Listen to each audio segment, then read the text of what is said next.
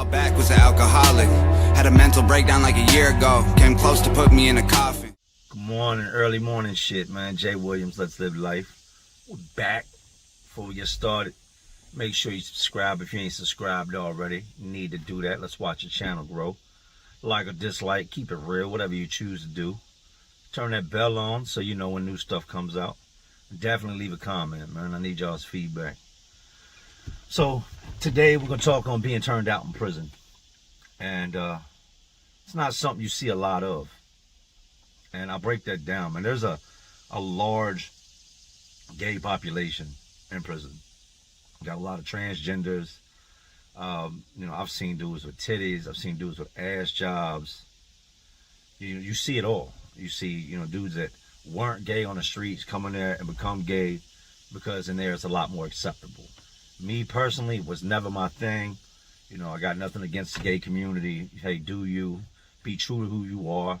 I do support that. You know what I mean? Be yourself. Don't live a lie.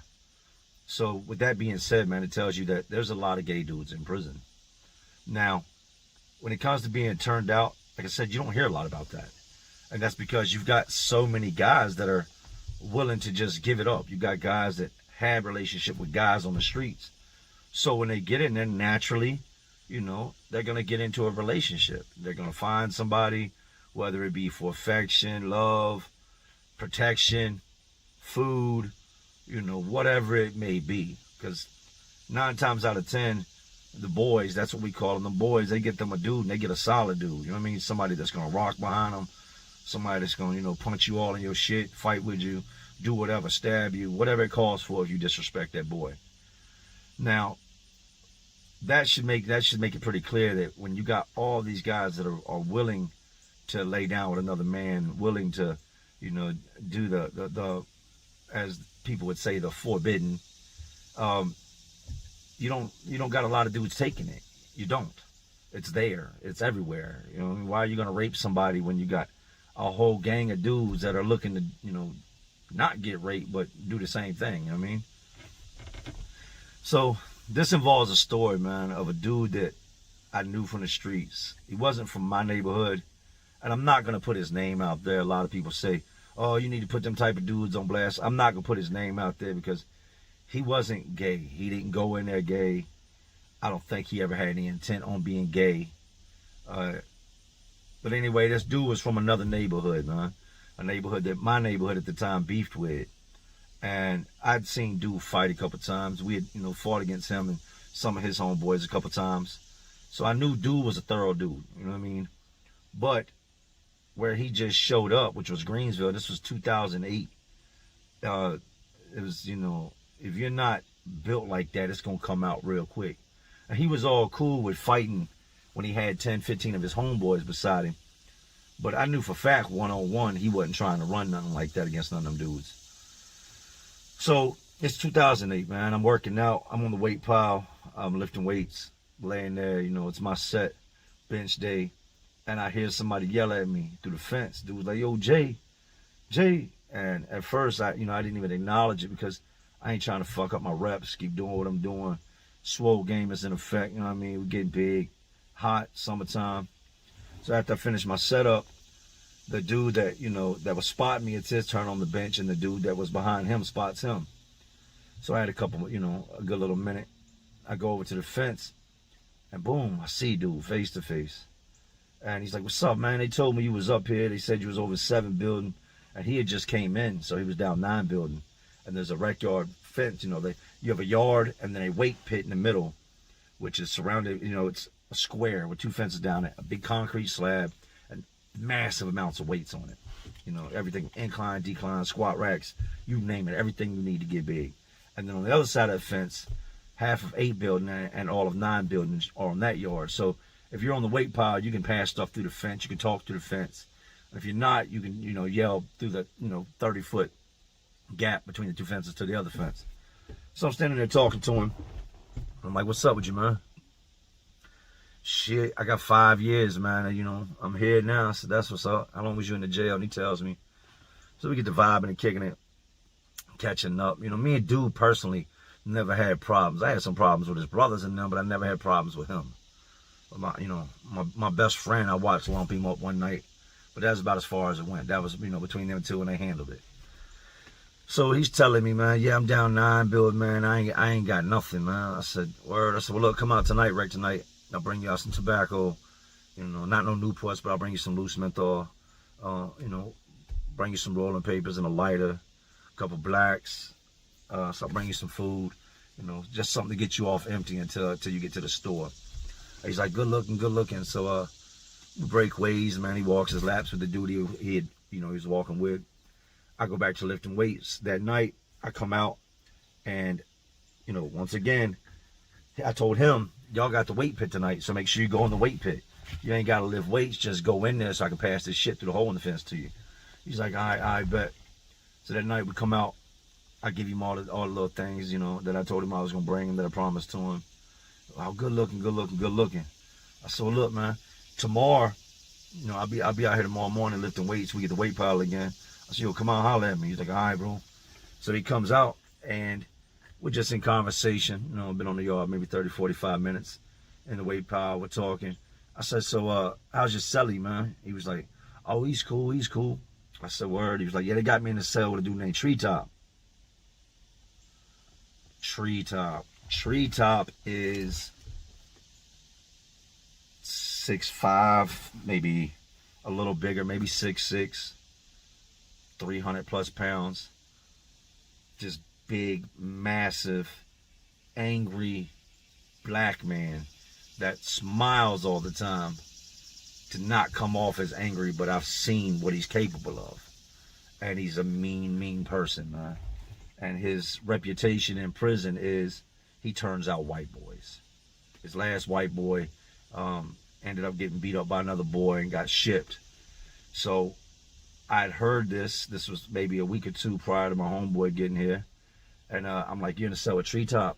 And he was like, yeah. I was like, man, you got to get out that cell, man. He was like, what's up? I was like, I know you done heard about Treetop. He's like, yeah, I heard what people said, man, but me and Tree talk. He was like, I ain't worried about Treetop, man. I go outside Treetop's head. And this is when being gangster goes wrong. You can't beat everybody. I don't care who you think you are, all that. Oh, y'all kill somebody, but they don't know what, man. Stop.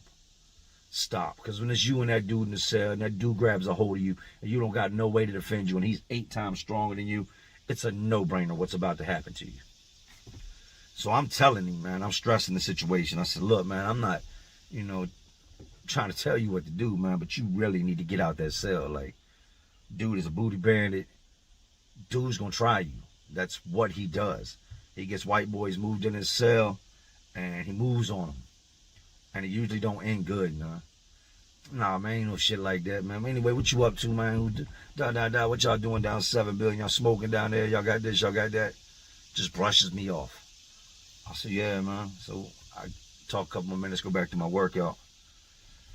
Following day, I see him. He comes out on the yard, got a fresh pair of Levi's. Now, in the state, we wear state-issue jeans, but you can order things. Levi's shoes, Tim's, different, blue jeans shirts, your own white tees, socks, just the simple things, right? I see him the next day, and he's on the yard, and he's got fresh pair of Tim's on. He's got a fresh pair of jeans on, fresh white tee, like, you know what I mean? A watch, you got a G-Shock on. And I'm like, yo, bro, you coming up fast. Like, where'd you get all this? He was like, shit, Tree's a store box, man, and he's hustling, man. He just threw it to me, and he's smoking Newports, packing a pack of cigarettes right in front of me. I'm like, no, bro, get that shit back. Get the fuck out that cell, man. And I'm good, man. Me and Tree rock, man. That's my dude. He told me about some of the shit he done, man.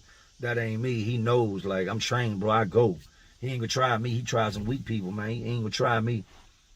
I said, all right, man. So he's talking, and I'm just looking at him. And the whole time I'm looking at him, I'm just thinking, this is gonna end bad for this dude, man. This dude ain't got no clue as to what's waiting ahead of him. He better hope that his Rumble game has stepped up times 1 million, because, that, and honestly, that's not gonna really matter if dude gets his hands on him first, because he's so big. I come out the next day, man. I yell to the fence and shit. Hey, what dude that? Tell dude that to come holler at me. I don't think he came out. He ain't come out, Jay. I'm like, all right, good looking, man. So I walk off. 3-4 days goes by just like that. nothing. I don't see him at Chow. I don't see him at the boulevard. Like, I don't see him nowhere. This dude is like, I'm like, damn, did he get sent to the other side of the yard or something? Finally, man, it must have been pushing a week, man, I seen him. And the only reason I really recognized him is because I saw Treetop before I saw him. Like I told you, Treetop is massive. And I see Treetop. They come out the back door of the building, the rec door. And Treetop comes out, and right behind him comes dude. They start doing laps, and I yell for dude, and dude don't even, like, he glances up at me and don't acknowledge me. As he gets closer, I realize the whole side of his shit is just swole and knotted up, like black and blue. And he's walking beside Treetop, and he ain't got on them Levi's no more. He ain't got on them Timbs no more. He's got some tight-fitting jeans on and a pair of shower shoes and a white t-shirt that was way too small for him. Almost like something a 13-year-old girl would wear. And as I'm yelling for him, he will not acknowledge me. And as they get closer, I see his face, and I notice that he is so close to Treetop that you could pretty much sew their clothes together. And I'm looking, and I'm like, damn, no. So I send word down the 9 building to my homeboy Green. I said, Green, find out what's up with dude, man. Is you know what I mean? Is dude a boy? And he hits me back, you know, later that evening. Child, he was like, yeah, that's Treetop boy. He's like, he's making his food. He's doing everything. He's like, I'm going to find out more about it, man, and I'll hit you back. So he does a little digging, man. He talks to some people. And dudes in prison are like females, man. They love to gossip. I come to find out, Treetop tried him in the cell, man. You know, I don't know the extent of it. I just know Treetop, you know, pretty much told him, look, I've been looking out for you. Now it's time for you to look out for me. And wasn't no fight. Dude tried to fight. Treetop just smashed him, gorilla punched him, beat him down, and he took that. You know what I mean? He raped dude. Well, I seen dude after this a lot, man. But it wasn't the same. He was now walking with the boys. If the boys stayed on the sidewalk and the dudes told him, y'all stay on the sidewalk, he stayed on the sidewalk. I seen sometimes walking, holding Treetop's pocket. He was his boy, man. He no longer was this macho dude. He still had his tattoos.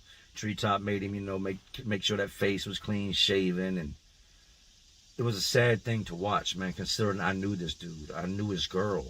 You know, I knew the names of his kids. And to know that this guy came to prison on some not real serious charges, man, not for a lot of time, and ended up being taken advantage of and raped and pretty much turned into a boy, man. It was crazy. And I remember going to the visiting room, going to see my mom and my son, I think, and I seen him in there, and he looked like his normal self. Normal clothes on, no tight clothes. And I'm sure he didn't tell his people, you know what I mean, that, hey, somebody's done turned me into a boy. I've been turned out. I remember just sitting there thinking, I'm going to put this dude on blast when I get out. But you put somebody on blast when they're doing something intentionally. Like if you're in there messing with boys and you got a girl at home, and I run into both of y'all, I'm like, what's up with your boy, man? You know what I mean? Thought you like men. What you doing with her? Fuck around, get this girl AIDS, man.